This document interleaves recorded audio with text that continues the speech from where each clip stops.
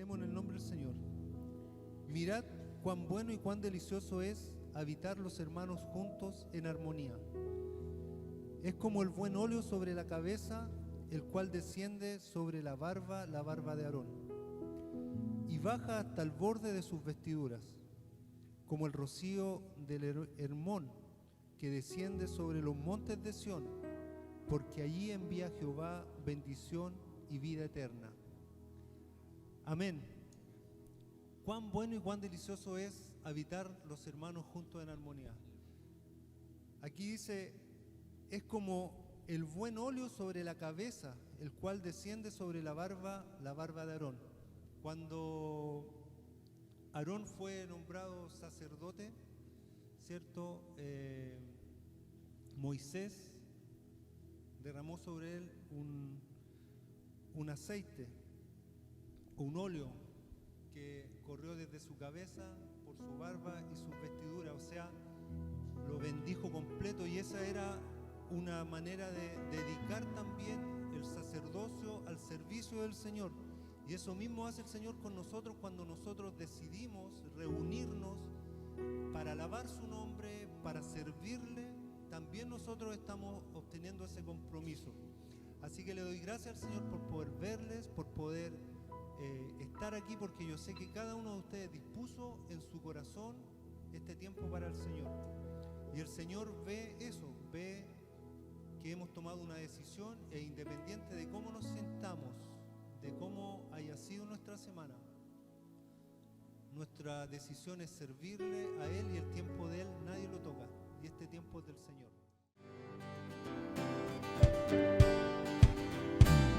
Adoramos a ti, Señor. No hay Dios tan grande como tú. No lo hay, no lo hay. No hay Dios tan grande como tú. No lo hay, no lo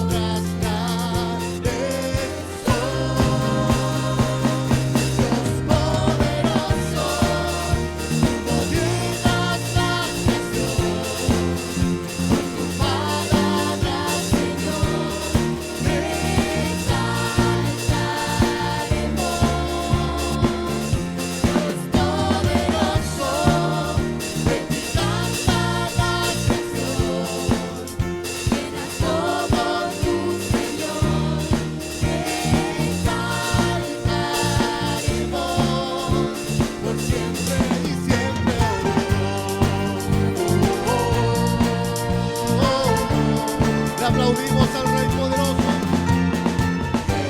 Sino el Señor ha soñado en entrar para el hombre salvar. Sino el Señor limpiará al pecador con su sangre y amor.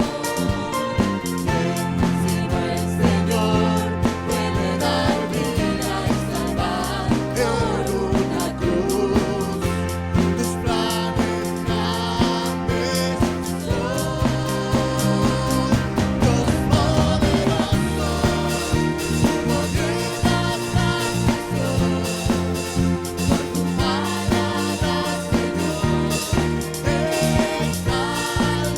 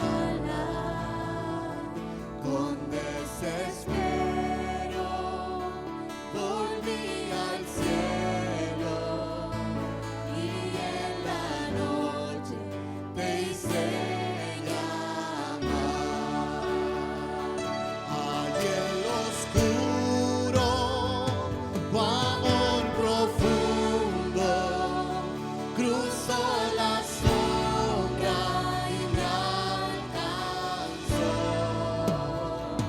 Ya es consumado y el fin escrito, mi esperanza está en Jesús.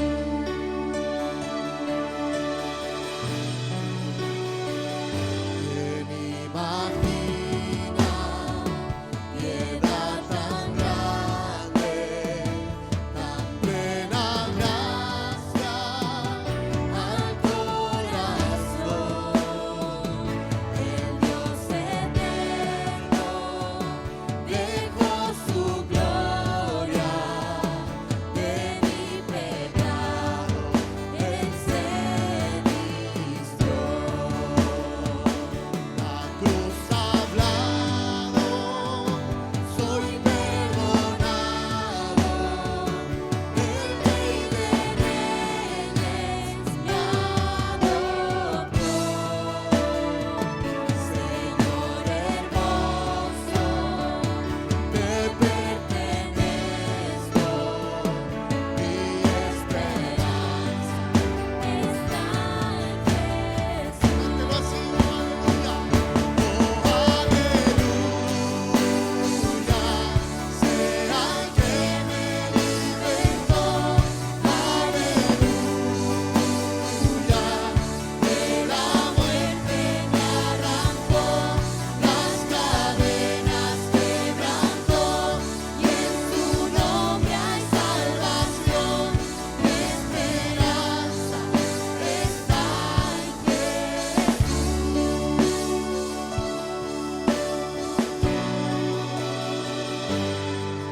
Aleluya, nuestra esperanza está en ti. Y tus promesas fueron selladas Cuando tu cuerpo resucitó desde el silencio, tu gran rugido quebró el poder de la muerte. una vez más, y tus promesas, aleluya, Fueron selladas cuando tu cuerpo resucitó desde el silencio, tu gran rugido quebró el poder de la muerte. la victoria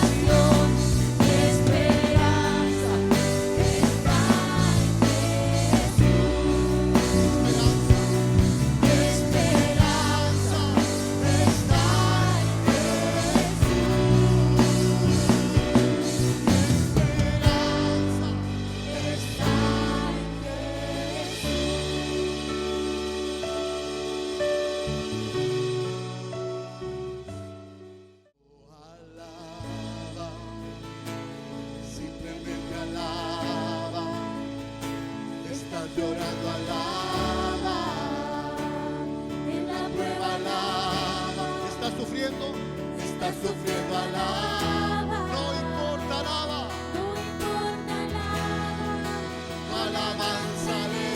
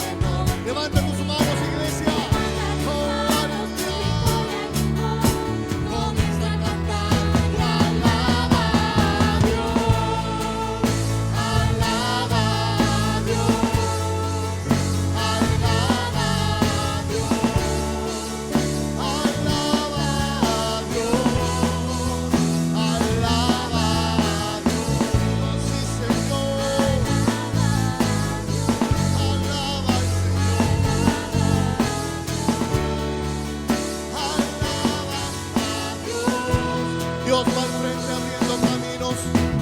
Dios va al frente abriendo caminos, quebrando cadenas, sacando espinas.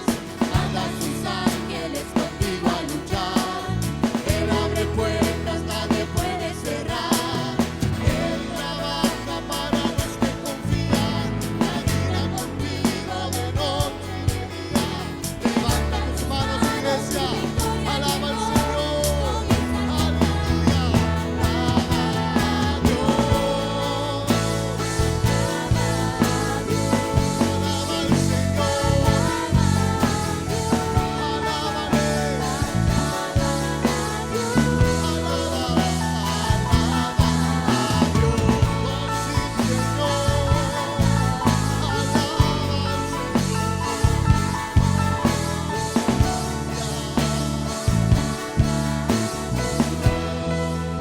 Aleluya. Alaba a Dios.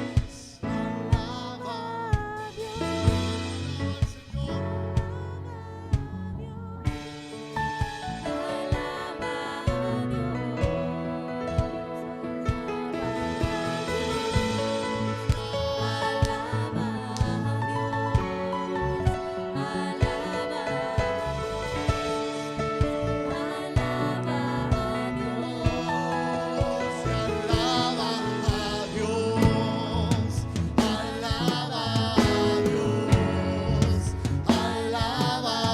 Señor. Alábale. Levanta tus manos y alaba. Alaba a Dios. Te alabamos, oh Señor. Te glorificamos, oh Rey. Sí, Señor amado, bendito. Alaba a Dios.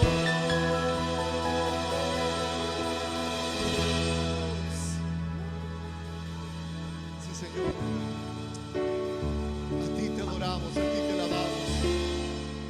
La honra y la alabanza solo para ti, Señor. Ahora, Alejandro, puedes orar para recibir la palabra en esta hora. Amado Señor, a ti sea la gloria, la honra y el poder, Señor. Vamos delante de ti para darte gracias por este tiempo, para darte gracias por tu presencia, Señor. Gracias porque nos hace, Señor, reconocer que tú eres Dios y que sin ti todo es más difícil. Sin ti hay cosas imposibles, más para ti nada es imposible, Señor. Alabamos tu nombre, exaltamos, Señor, tu nombre en este lugar, tu presencia. Alzamos nuestras manos para adorarte y glorificar tu nombre, Señor. Te alabamos, Señor, tú vas al frente abriendo caminos como cantábamos, Señor. Y así, Señor, también disponemos nuestras vidas, nuestros corazones para escuchar tu voz, para recibir la porción que tú tienes, Señor, para cada uno de nosotros hoy día, Señor. Abre, Señor, nuestras mentes, nuestros oídos espirituales, Señor, y permítenos atesorar tu palabra, Señor, como un tesoro invaluable y podamos colocarlo en práctica, Señor, cada día en nuestras vidas. Bendiga al pastor que trae su palabra, Señor, y que sea su Espíritu Santo hablando a nuestras vidas, Señor. En el nombre del Padre, del Hijo y del Espíritu Santo. Amén. Amén. Puede tomar asiento, hermano amado. Pero no nos desconcentremos de lo que Dios está haciendo. A veces usted cree que Dios no está haciendo nada, pero Dios trabaja en silencio. A veces Dios se hace notar, pero muchas veces Dios trabaja en silencio porque es necesario que nosotros confiemos que Dios está obrando su misericordia. Hubo una época de la historia del pueblo de Israel que le reclamaron a Dios por su silencio.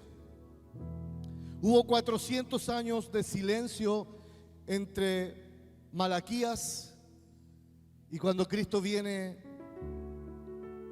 por su pueblo, ¿cierto?, de manera presencial o encarnada. 400 años que hubo entre el lapso del término de la profecía hasta el cumplimiento de la profecía. ¿Cuál era la profecía? que un día vendría un Salvador. Amén. Aquel que podía llevar nuestros pecados, aquel que podía llevar nuestras enfermedades, aquel que podía luchar por nosotros. Jesucristo, el Rey de la Gloria. ¿Por qué situación o en qué situación estamos hoy? El otro día conversábamos con los jóvenes de la iglesia y a veces analizamos que el momento que estamos viviendo parece que es el peor de nuestras vidas. A veces podemos decir que hemos tenido una semana muy mala, pero yo les aseguro que va a venir una semana o un día hacia el futuro que va a ser aún peor de la que consideramos en este momento. Pero Dios no cambia. Él sigue siendo fiel. ¿Se ha sentido solo? ¿Se ha sentido abandonado? Con todo, dice el Señor, yo te recogeré. Con todo, dice el Señor, estaré contigo. Pero ¿qué es lo que debemos hacer nosotros? Rendir nuestras vidas al Señor. Como hemos venido conversando en la palabra de Dios, muchas veces nosotros cometemos el error, hermanos, todos, de plantear el Evangelio depende de cómo nos sentimos. Vivimos el Evangelio depende nuestro estado de ánimo. Y el Evangelio del Señor, la gloria de Dios, su presencia, no depende de mi ánimo, si yo estoy bien o estoy mal. Dios se va a glorificar sí o sí, por lo menos que haya uno con un corazón dispuesto. Amén.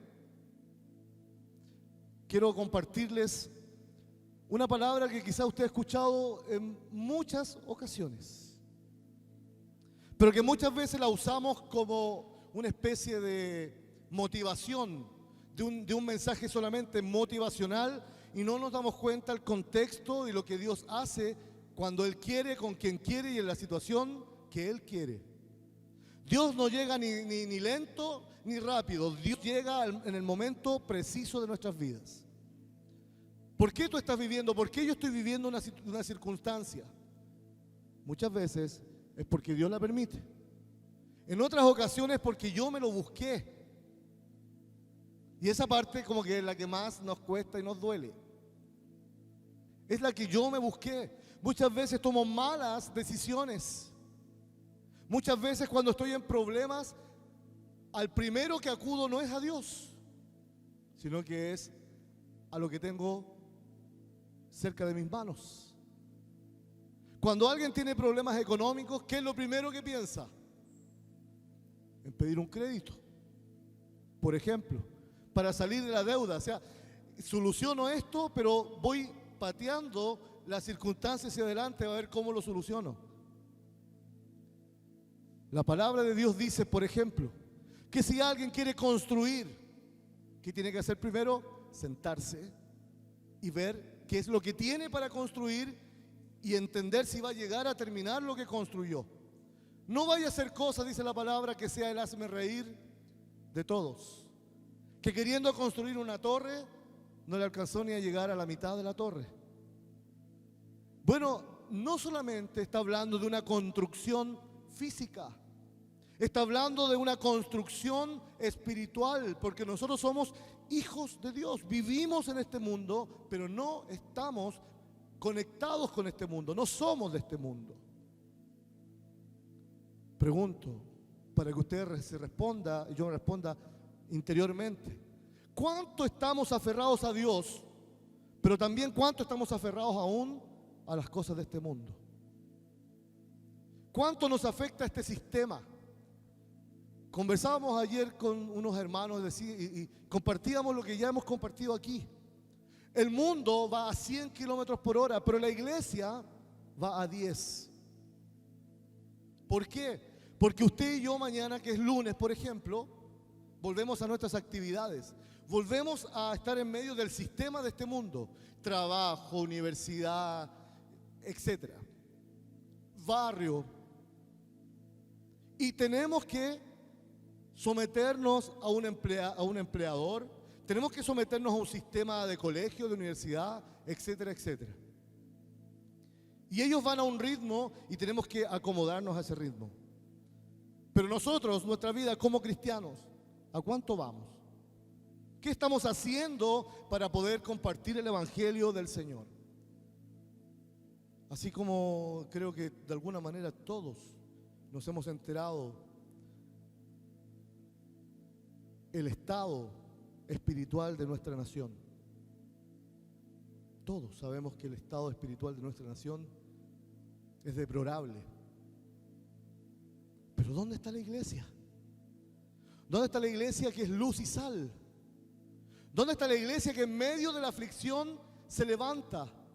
¿Cuántas veces le ha tocado hablar con alguien y entregarle una palabra y usted no se siente preparado porque está pasando una aflicción? Quiero que vayamos al libro de Jeremías, capítulo 33.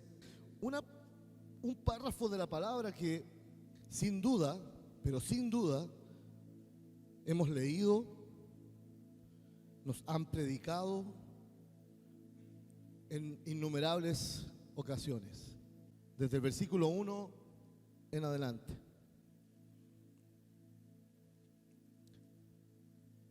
¿Lo tiene? Jeremías 33, 1. En el Antiguo Testamento, entre Isaías y Lamentaciones. Dice así la palabra del Señor. Vino palabra de Jehová a Jeremías la segunda vez, estando él aún preso. Hago un paréntesis inmediatamente. Significa que la primera vez que el Señor le habló, ¿dónde estaba? Preso todavía. Vino palabra de Dios por segunda vez, aún él preso en el patio de la cárcel, diciendo: así ha dicho Jehová, que hizo la tierra, Jehová que la formó para firmarla, Jehová es su nombre.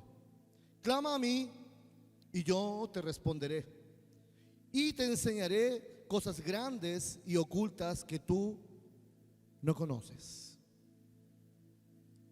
¿Cuántos hemos leído sobre todo el versículo el versículo 3?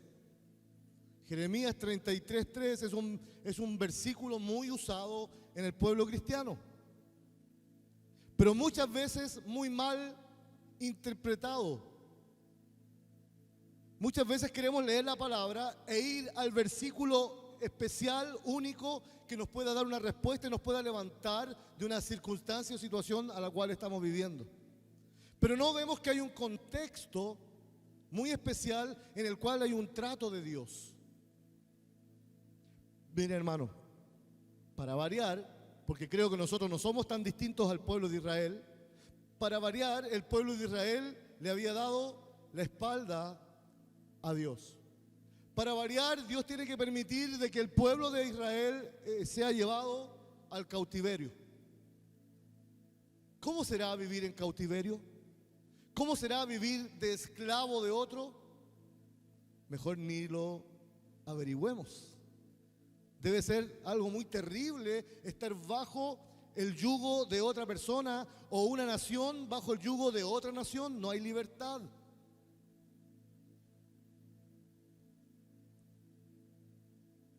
Y el pueblo de Israel, teniendo a este Dios tan maravilloso, un Dios de promesas, pero un Dios que cumple sus promesas, le dan la espalda a Dios. Se inclinan a dioses extraños. Es lo que yo partí diciendo. El sistema del mundo va a 100 kilómetros por hora, pero el pueblo de Dios va a 10. Pasó exactamente lo mismo. El sistema del mundo, el gobierno de ese mundo que era extraño al pueblo de Israel, vivía a una velocidad, y cuando el pueblo de Dios estuvo esclavo, cautivo de ese pueblo, tenían que andar conforme a lo que ese sistema les dictaba. No eran libres, no podían levantar ciertas oraciones por la mañana, ni al mediodía, ni por la tarde. No podían decir: hermanos, juntémonos en tal lugar y alabemos a Dios. No les era permitido. Hoy estamos viviendo como en el tiempo de la cautividad de Israel. Porque somos cristianos, pero muchas veces no nos identificamos como cristianos por temor a lo que puedan decir, por el temor a lo que puedan hacer. Pero créame, hermano, que si usted estudia la Biblia desde el Génesis hasta el Apocalipsis, se va a dar cuenta que Dios se mueve en medio de la aflicción, en medio de la tormenta, en medio de la prueba. Dios hace mostrar su gloria cuando sus hijos se humillan ante Él.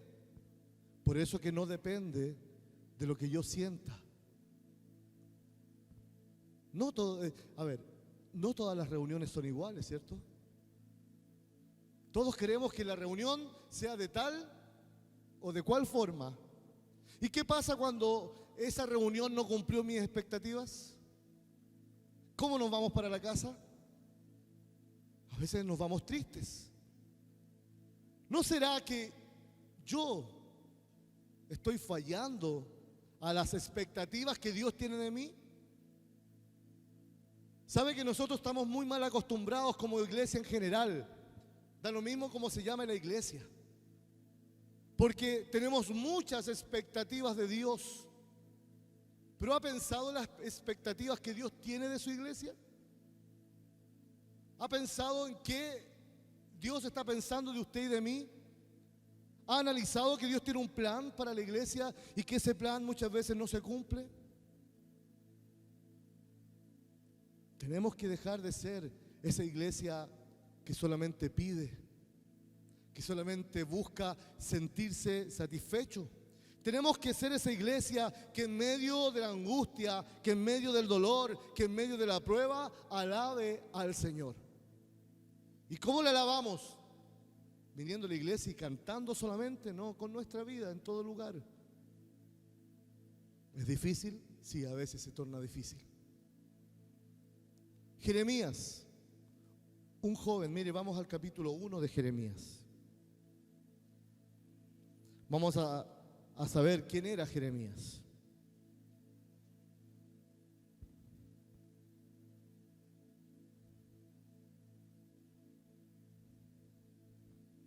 Jeremías capítulo 1 dice: las palabras de Jeremías,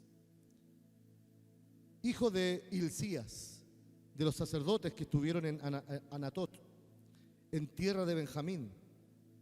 Palabra de Jehová que le vino en los días de Josías, hijo de Amón, el rey de Judá, en el año 13º de su reinado.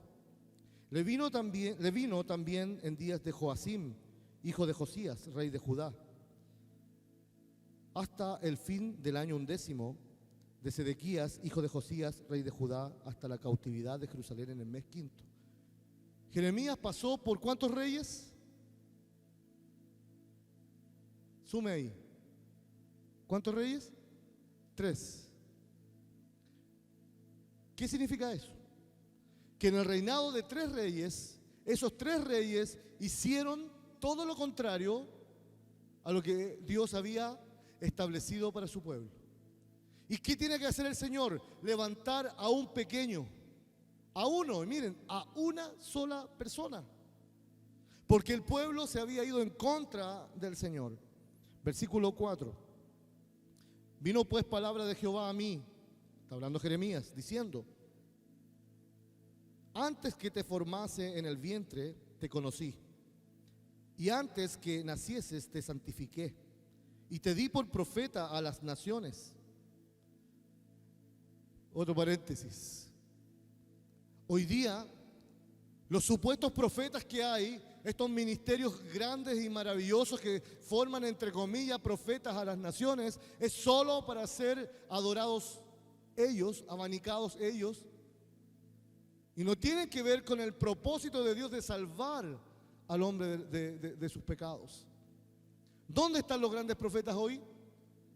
Sentados en cómodos sillones, con grandes audiencias, predicando lo que significa, entre comillas, la palabra, pero encontrando un bien para ellos. Juan el Bautista, hermanos, no tuvo iglesia. Juan el Bautista no tenía ni casa. Juan el Bautista, ¿sabe desde dónde predicaba?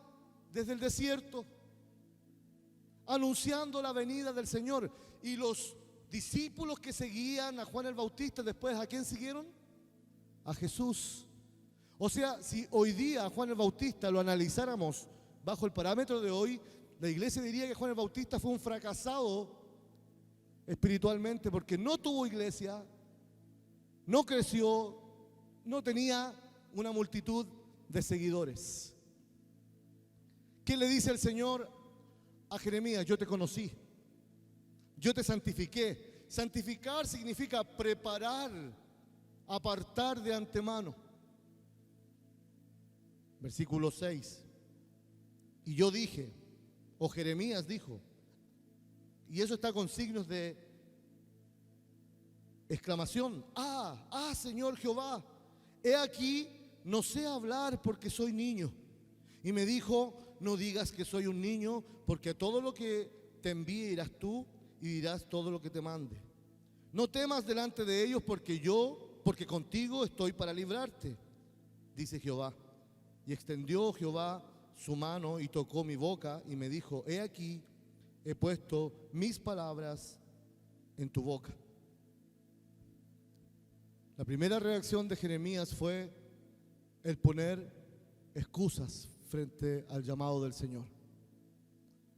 Hay que identificar el llamado del Señor con aquellos que quieren tener notoriedad en la iglesia solo para conseguir fama, solo para conseguir lo que la Biblia reprende.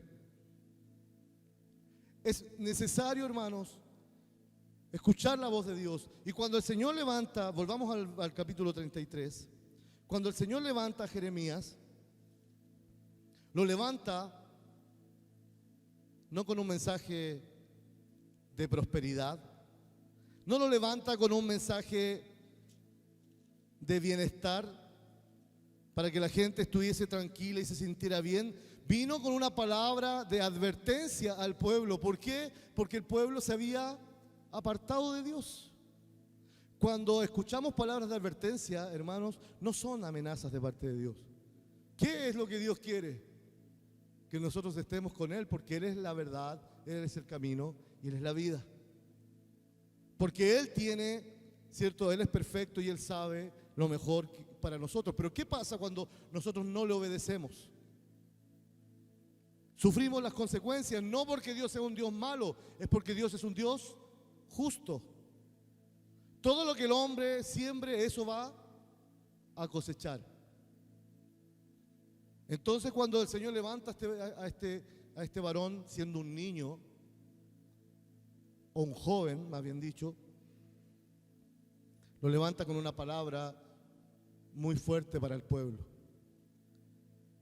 Y cada vez que Jeremías abría su boca, al pueblo le molestaba. Cada vez que Jeremías venía con una palabra del Señor al pueblo, el rey se molestaba, porque ellos querían tener su propio gobierno. Era Judá, hermanos. No era un pueblo extraño, era Judá. Pero ellos habían elegido un camino y ese camino los estaba llevando a la perdición. Por lo tanto, fueron entregados a cautiverio. Y cuando viene palabra de Jeremías, ellos no quieren oír. No quieren oír. Y los que trabajaban en el templo, escúcheme bien, los que trabajaban en el templo eran los que más estaban disgustados con Jeremías. ¿Por qué? Porque ellos estaban cómodos. ¿Se acuerdan del tiempo de Jesús? Cuando Jesús vino a la tierra y vino a predicar el evangelio, vino a predicar arrepentimiento, salvación. ¿Qué pasó con los sacerdotes del templo? ¿Estaban contentos? Estaban furiosos, enojados con Jesús porque les vino a desarmar el cuento que ellos tenían armado. ¿Y qué cuento tenían armado? Se aprovechaban de la gente, predicaban lo que querían. Le decían a la gente, por ejemplo, ayunen, pero lo que no coman, tráiganlo al templo, ofrézcanselo a Dios. Y cuando la gente llevaba lo que no comía al templo, ¿qué hacían los sacerdotes que trabajaban en el templo, los escribas y todos los que trabajaban allí? Hacían las medias fiestas. Ellos no le ayunaban un día a nadie, pero le exigían al pueblo sacrificios que ellos no daban. Entonces cuando viene Cristo, les viene a desarmar esa trama, ese cuento que ellos tenían. Por eso que a Cristo al final lo terminan crucificando. ¿Quiénes fueron los que pidieron la cabeza de Jesús? Los mismos sacerdotes que trabajaban en el templo. No fue el mundo, no fueron los romanos, fue de la misma familia los que pidieron la cabeza de Jesús. Bueno, en Jeremías se repite exactamente lo mismo, con la gran diferencia que Jeremías no fue llevado a la cruz. Pero cuando Jeremías habla, comienza a provocar problemas en el cuerpo, en el pueblo. Cuando usted vea que una palabra le es muy cómoda, cuando usted vea que hay un predicador que lo único que quiere es encontrar, ¿cierto?, la venia suya, cuando usted vea que la gente está, ¿cierto?, predicando para que usted se sienta bien, cuidado, cuidado. Hoy día estamos llenos de predicadores en la iglesia y fuera de la iglesia que lo único que quieren es desviar la atención de la gente. ¿Para qué? Para que la gente no pueda oír la voz de Dios. A Jeremías lo toman detenido, lo amenazan, lo castigan, le piden, no de muy buena manera, que deje de hablar en nombre de Dios, que deje de decir lo que Dios le ha transmitido a él, que diga al pueblo. Y entonces, ¿qué hacen? Saben que los que trabajaban en el templo, hermanos, querían matar a Jeremías. No lo soportaban, era como se dice, como una piedra en el zapato para ellos. Y el rey no lo quiere matar, pero lo echa en la cárcel. ¿Se imagina estar en una cárcel? Si hoy las cárceles son crudas, ¿cómo habrán sido las cárceles de esos tiempos? Le llamaban mazmorras. Eran frías, lúgubres, húmedas. ¿Se imagina el alimento que recibían los que estaban allí presos? No era para nada un lugar agradable de estar. Pero aún estando Jeremías en la cárcel, estando preso, viene palabra del Señor. Pregunto, cuando estamos en aflicción, ¿estamos dispuestos a escuchar la voz de Dios? ¿O le decimos a Dios, Señor, espérate un poquito, déjame salir de esta angustia, déjame salir de la aflicción a ver cómo pueda yo hacerlo y luego tú me hablas? ¿O dejamos que Dios nos hable en medio de la aflicción, en medio de la prueba, en medio del llanto, en medio del tormento? Seguramente Jeremías debe haber encontrado injusto estar en esa posición, porque él decía, Dios me mandó como profeta a hablar al pueblo, ¿por qué tengo que vivir esto? Lo más probable es que en algún momento Jeremías no lo entendió. ¿Y por qué no lo entendió? Porque Jeremías era humano, estaba en la carne. No lo haga, pero si usted no lo haga, pero si usted se acerca a su hermano al lado y le da un buen pellizcón en el brazo, no le va a decir al hermano, hoy hermano, Dios te bendiga. Le va a doler, porque aún estamos en esta carne. Pero sobre la carne está el Espíritu de Dios hablándonos. Vino palabra del Señor a Jeremías aún estando preso. Perfectamente Jeremías podía haber dicho, Señor, líbrame, y luego me hablas. Pero aún estando preso, el Señor trae palabra para él. Él podría haber dicho, Señor, pero ¿cómo me hablas si yo estoy aquí, privado de mi libertad? Y si salgo afuera, corro peligro. ¿Cuántas veces quizás nosotros queremos que el Señor nos hable, pero ya en libertad, sin el problema encima, sin la necesidad? ¿Cuántos han sentido incertidumbre al escuchar quizás las noticias que en lo económico se viene difícil? ¿Lo hemos pensado? ¿Hemos sentido incertidumbre? ¿Qué va a pasar si la economía cae? ¿Si las guerras siguen aumentando en el mundo? Que la guerra con Rusia y Ucrania, y que los granos, porque son grandes productores de maíz, de trigo, de grano, y ellos no pueden producir. ¿Por qué? Porque hay un conflicto. Todo eso es orquestado, es preparado para la destrucción y el caos del mundo. En nuestro mismo país. ¿Por qué en el sur de Chile no se puede cosechar granos, trigo? Porque están todas las zonas en el sur en conflicto. Y no hay siembra. Y por lo tanto, si no hay siembra, no hay cosecha.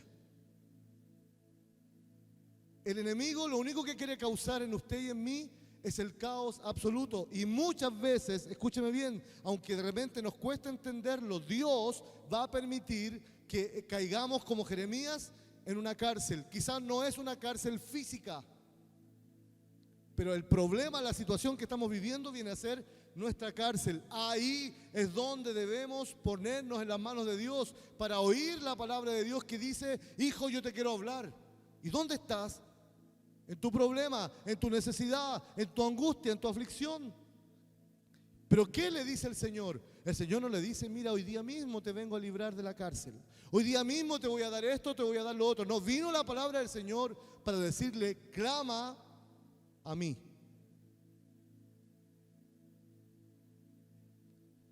Somos una generación, unos más, otros menos, de lo inmediato, de lo rápido, de lo express. Muchos dicen: pero ¿para qué voy a orar al Señor si el Señor lo sabe todo? Sí, el Señor lo sabe todo, pero Él quiere que tú y yo vayamos a sus plantas. ¿Qué es lo que dice el Señor en esta hora a usted y a mí, a ti joven y a mí? Clama a mí y yo te responderé.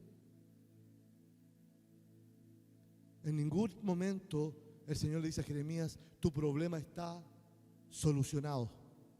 En ningún momento le dice: tu angustia ya no es. Mira, vas a salir de aquí y todos te van a abrazar y todos te van a amar. No. Le dice: clama a mí. Seguramente Jeremías tenía angustia. Seguramente Jeremías tenía pena. Seguramente Jeremías tenía miedo. Tenía dolor en su corazón porque no era un lugar agradable donde estar. Señor, háblame. ¿Cuántas veces le hemos dicho: Señor, háblame? Y el Señor viene con su palabra y decimos: pero es que eso no era lo que yo quería escuchar, Señor. Yo quería escuchar la solución a mi problema. Vino palabra del Señor a Jeremías estando en la cárcel aún, y le dice: clama a mí y yo te responderé. ¿Qué responderá el Señor? También algo muy importante que mencionar. ¿Qué responderá el Señor? ¿Lo que yo quiero? ¿Lo que yo, entre comillas, pienso que necesito? Él responderá lo que Él sabe que es mejor. Él responderá lo que sabe que me sirve.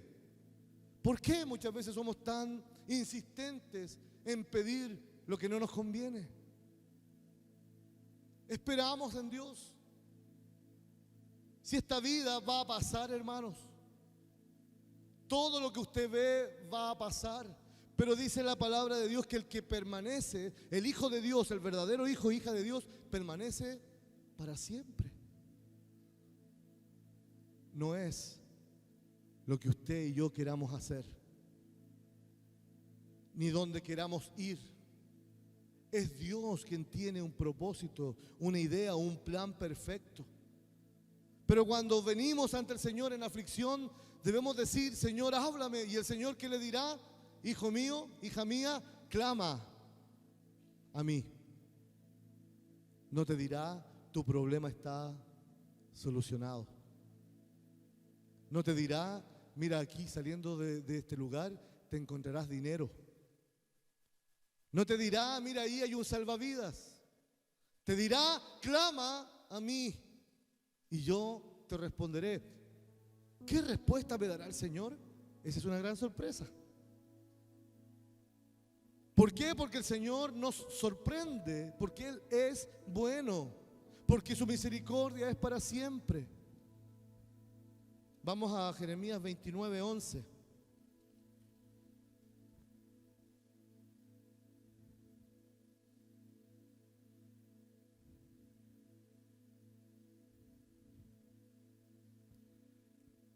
Si usted lee ahí en su Biblia, algunas Biblias tienen algunos títulos donde comienza el capítulo.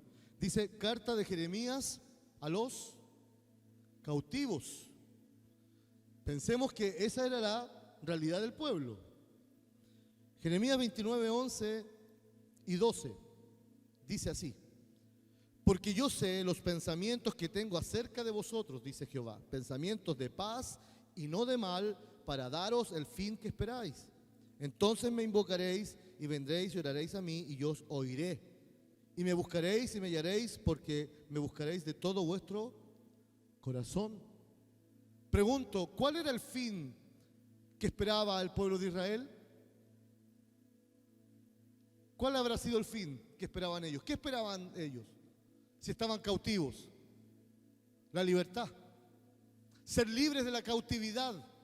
Se cumple, este pasaje bíblico ya se cumplió hace muchos, pero muchos años atrás.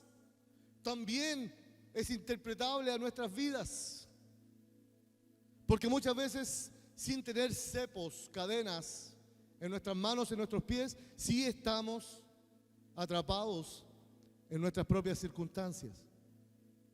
¿Qué es lo que esperamos? ¿Qué es lo que esperamos del Señor? Y vuelvo a reiterar la pregunta, pero ahora al contrario. ¿Qué será lo que espera Dios de nosotros? ¿Será que el Señor espera una iglesia fiel? ¿Será que Dios espera una iglesia que se disponga en sus manos para hacer su voluntad? ¿Y eso qué va a llevar? Eso va a llevar al sufrimiento. Eso va a llevar a que mucha gente no quiera estar contigo porque tú eres un hijo, una hija de Dios que lleva la palabra. Ya llegó con la moralidad, con la palabra, ¿cierto?, a molestarnos.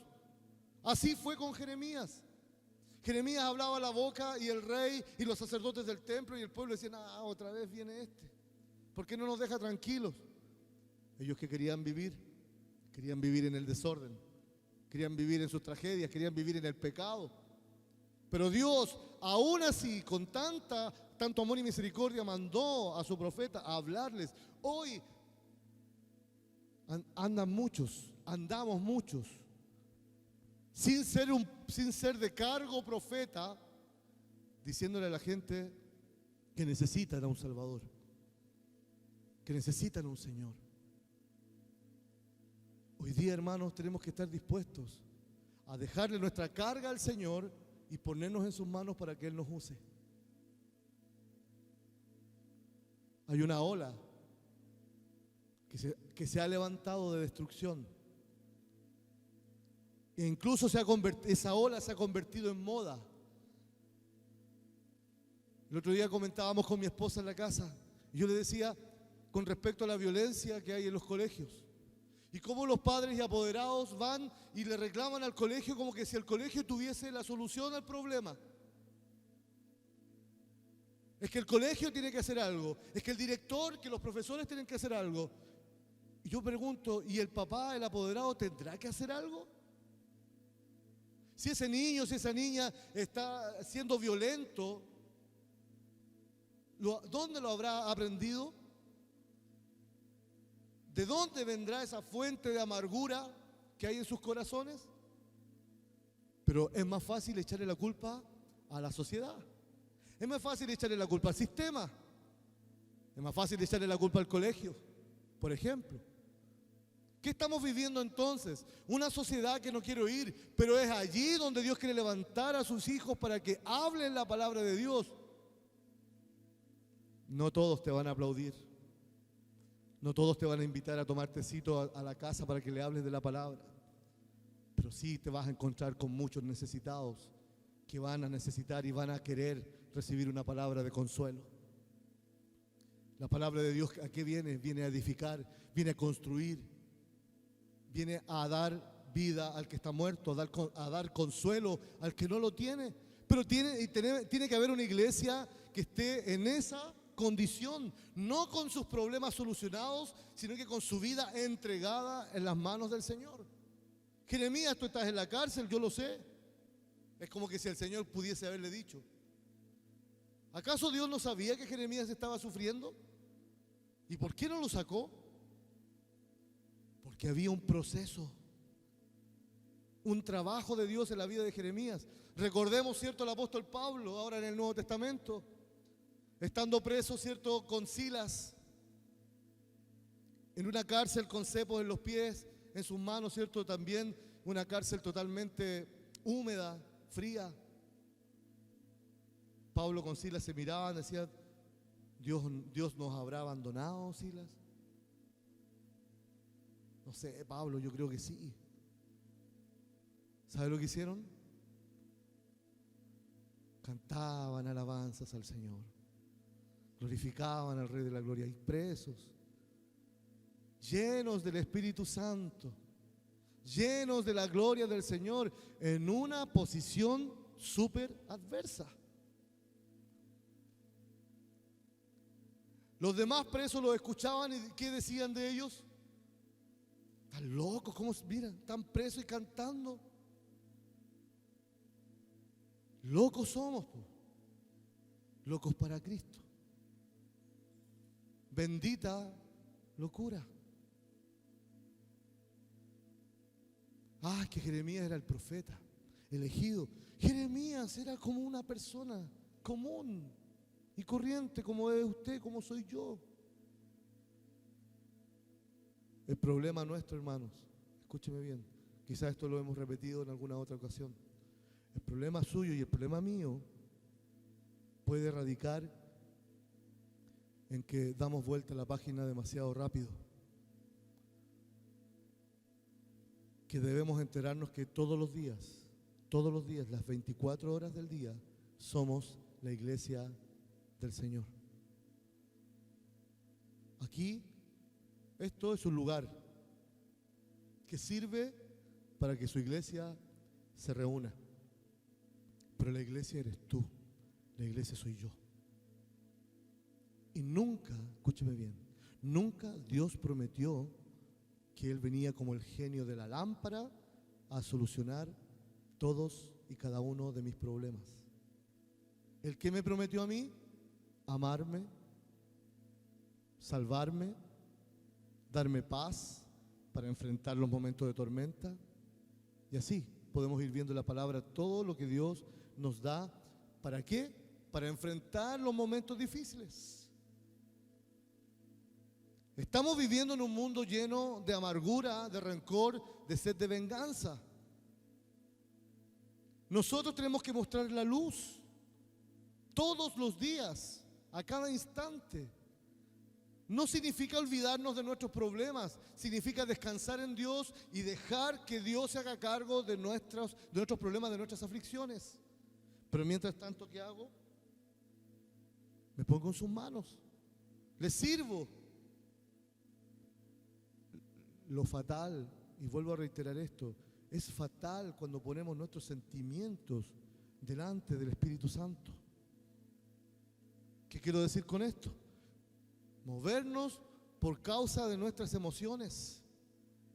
Es que no me siento bien. Es que todavía, he escuchado que muchos dicen, es que todavía no estoy preparado. ¿Y cuándo vamos a estar preparados? Esto sería una escuela eterna, y cuando ya me siento preparado, Jesús vino. O me siento medianamente preparado. Dice la palabra que el buen obrero está preparado para toda buena obra. ¿Qué significa eso? Que ya nos recibimos, Dios nos entregó el diploma, tenemos un magíster, un máster en predicación del Evangelio. No, seguimos creciendo, pero sin duda alrededor nuestro hay gente que no tiene idea del amor de Dios, que no tiene idea de la esperanza en Cristo, y a pesar de que este pueblo se había ido en contra de Dios, Dios tuvo misericordia. Perfectamente Dios podía haber dicho: desecho a este pueblo. Pero ¿qué hace? Levanta a un muchacho para que vaya. ¿Por qué yo, Señor? ¿Por qué tengo que ser yo? Soy un niño, no sé hablar. Y el Señor le dice: pobrecito, ya yo te entiendo. No, le dice: no digas que eres un niño. ¿Se da cuenta que Dios es claro, es firme porque Él tiene propósito? No digas que eres un niño. No digas que no puedes. Porque en medio de la aflicción el Señor se levantará. Porque no creas que todo es fácil. Porque vivimos en un mundo de lo instantáneo y de lo rápido. Pero su pueblo no puede caminar así. No puede caminar así. Tenemos que caminar conforme a la voluntad de Dios que está escrita aquí en su palabra. Debemos aprovechar las aflicciones. Debemos aprovechar, ¿cierto?, las pruebas que Dios las permite con un propósito.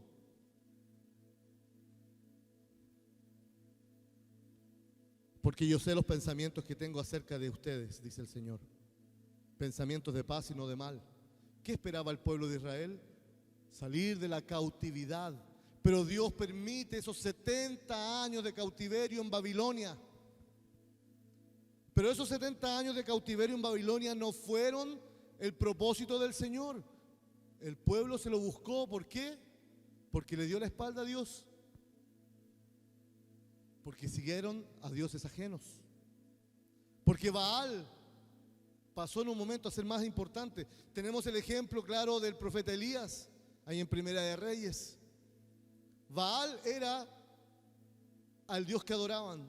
Y se levanta un hombre lleno de la gracia y el poder del Señor para derrotar a 450 hombres que profesaban o que decían ser profetas de un Dios falso. ¿Dónde está él o ella que se levantará en el nombre del Señor y no dirá: es que estos son muchos? ¿Cómo un hombre puede derrotar a 450? Porque ese hombre no era cualquier hombre.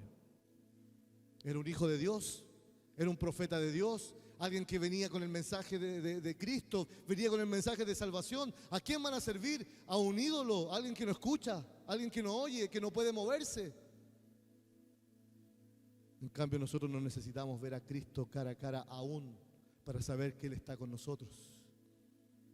En medio de la aflicción, le dice: entonces ustedes me buscarán, me invocarán, van a venir a mí, orar a mí, los oiré, me buscarán y me hallarán.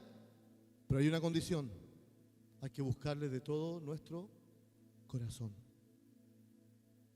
El corazón, no el corazón sentimental, no el corazón que nos llena de emociones distintas, sino que de una convicción de saber quién es Dios y que Él no nos abandona.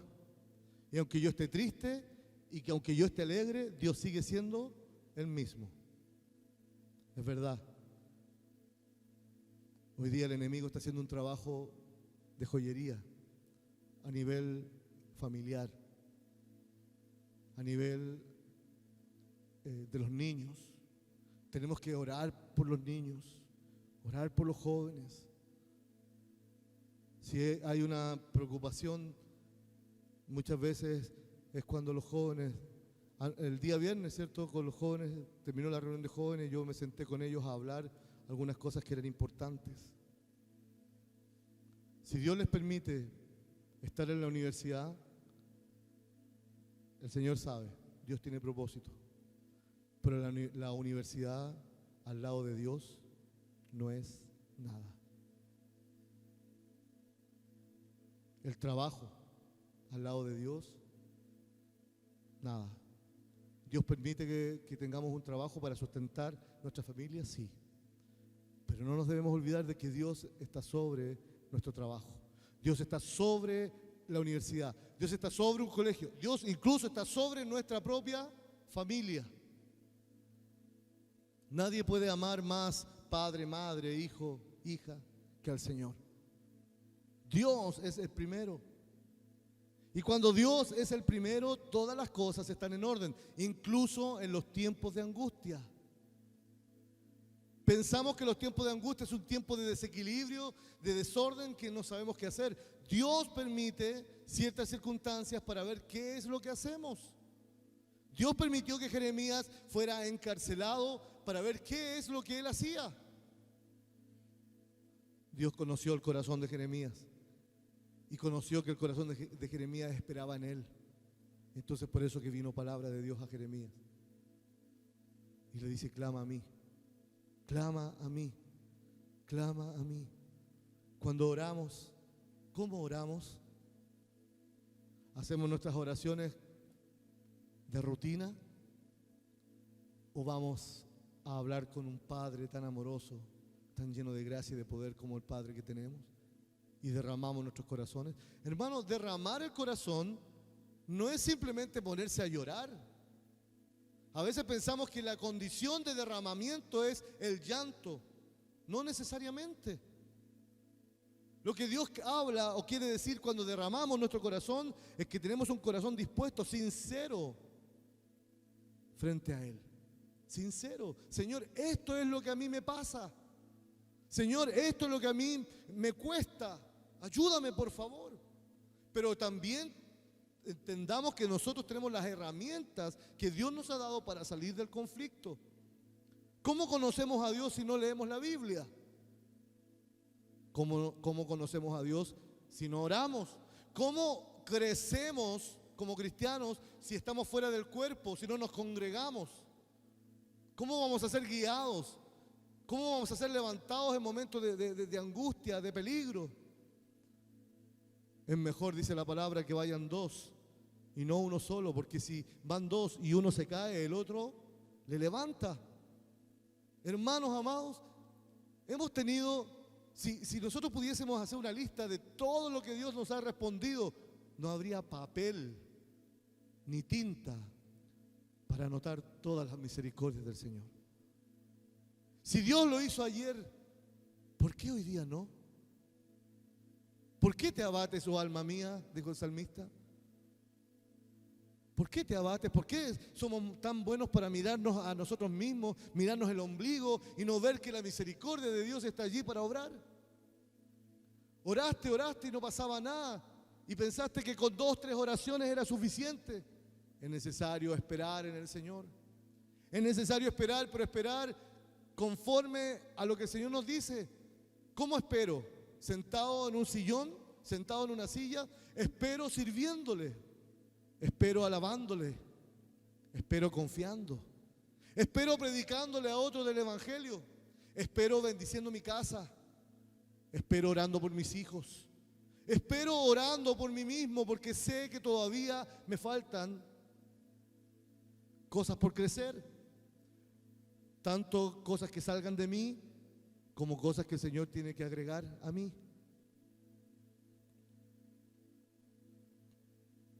¿Qué esperaba el pueblo de Israel? Ser libre. ¿Qué esperamos nosotros? Ser libres. El Señor ya nos libró del pecado y del temor.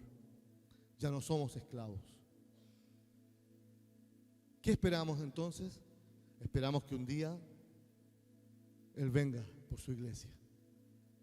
Mientras tanto, tenemos que seguir adelante. ¿Qué va a pasar mañana? Yo me lo pregunto. Cada cual va a volver a sus actividades.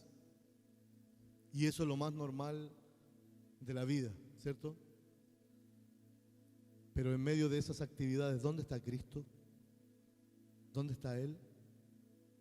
Estoy pensando en mi aflicción. Mi aflicción no puede ser el centro de mi vida. El centro de mi vida tiene que ser Él. Tiene que ser Cristo. ¿Verdad? Yo traía esta palabra preparada, ¿cierto? Sin saber y con desconocimiento total de lo que pueda estar viviendo, lo que podamos estar viviendo todos o algunos de nosotros. Pero Dios se encarga porque Dios lo sabe todo. Él es bueno. Él sabía que usted iba a estar aquí para escuchar esta palabra. Dios no es un Dios que improvisa. Dios lo conoce todo. Él conoce mi acostar como mi levantar. Él sabe cuando estoy triste y cuando no. Él sabe cuando quiero y cuando no. ¿Qué es lo que Dios premia? La obediencia. Eso es lo que Dios premia. Por eso lo que significa ser lleno del Espíritu Santo, así como lo estaba Jeremías y otros más, era que estaban dispuestos a vivir el proceso que Dios tenía para ellos. ¿Estás dispuesto? ¿Estás dispuesta, hermana, a vivir el proceso? Pero no lo vivas solo, no lo vivas sola. No te aísles. No digas, me voy a guardar un ratito porque yo no puedo más. No, es cuando más tienes que acudir, es cuando más te tienes que mover, es cuando más tienes que clamar. Es que no recibo respuesta, la vas a recibir. ¿Cuándo? Dios sabe. Él no llega ni tarde ni temprano, Él llega en el momento preciso, Él es perfecto. ¿Por qué, iglesia, cuesta tanto entender el corazón de Dios? ¿Por qué? Porque estamos allí sumidos en nuestra realidad, en nuestros pensamientos. Queremos todo para nosotros y no es nada para nosotros. Todo es para Dios. Y si Dios nos ha dado algo es por su misericordia, nada más. Levántate, hermano. Como el Señor le dijo al pueblo de Israel a través de Isaías en el capítulo 60, levántate y resplandece porque ha venido tu luz y la gloria del Señor está sobre ti. ¿Usted cree que Dios ha cambiado? A Israel le dice una cosa y a nosotros nos dice otra. No, la palabra es la misma. Lo que Dios dijo, lo prometió y lo cumplió. Lo que Dios te dice, lo promete y lo cumple. Levántate, hermano. Levántate, levantémonos, ayudémonos, seamos esa iglesia que Dios quiere que seamos. No una iglesia dominguera como el otro día creo que Micael hablaba, ¿cierto?, en la reunión de jóvenes. No una iglesia dominguera, una iglesia que todos los días está en la presencia del Señor, cueste lo que cueste, pase lo que pase. Esa es la iglesia que Dios quiere. La que rescata al pecador, la que rescata al perdido, la que trae a los pies de Cristo a alguien que viene con mucha aflicción, que está con un problema tan grande. Es verdad, de repente nos sentimos como que el problema es tan grande que no lo podemos llevar. Es verdad, no lo podemos llevar. Pero ¿qué dijo el Señor? Echa sobre mí tu carga, yo te la llevaré.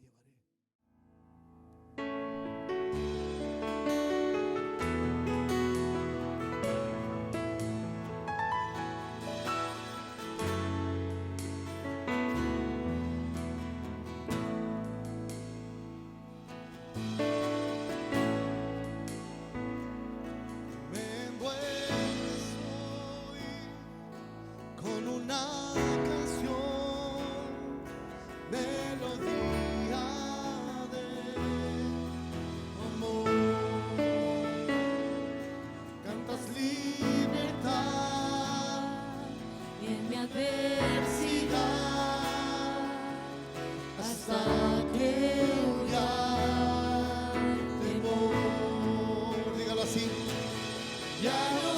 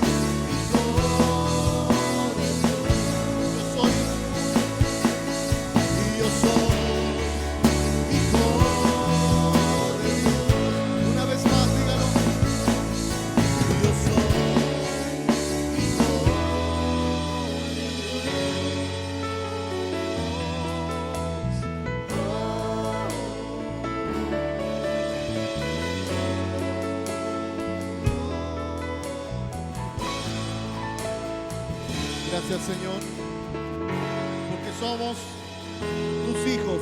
Ya no somos esclavos del temor, no somos esclavos del pecado, somos hijos del Rey de Reyes. Aleluya. Gracias, Señor, por tu presencia, porque tú eres bueno, porque para siempre es tu misericordia.